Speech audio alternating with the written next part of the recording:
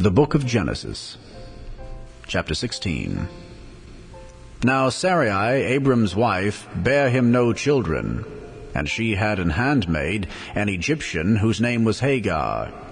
And Sarai said unto Abram, Behold now, the Lord hath restrained me from bearing. I pray thee, go in unto my maid. It may be that I may obtain children by her. And Abram hearkened to the voice of Sarai. And Sarai, Abram's wife, took Hagar, her maid, the Egyptian, after Abram had dwelt 10 years in the land of Canaan, and gave her to her husband Abram to be his wife. And he went in unto Hagar, and she conceived. And when she saw that she had conceived, her mistress was despised in her eyes. And Sarai said unto Abram, My wrong be upon thee. I have given my maid into thy bosom. And when she saw that she had conceived, I was despised in her eyes. The Lord judge between me and thee. But Abram said unto Sarai, Behold, thy maid is in thy hand. Do to her as it pleaseth thee. And when Sarai dealt hardly with her, she fled from her face. And the angel of the Lord found her by a fountain of water in the wilderness, by the fountain in the way to Shur. And he said, Hagar, Sarai's maid, whence camest thou? And whither wilt thou go?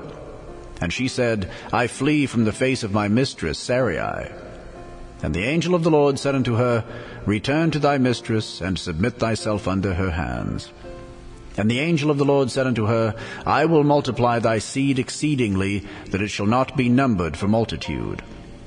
And the angel of the Lord said unto her, Behold, thou art with child, and shalt bear a son, and shalt call his name Ishmael, because the Lord hath heard thy affliction.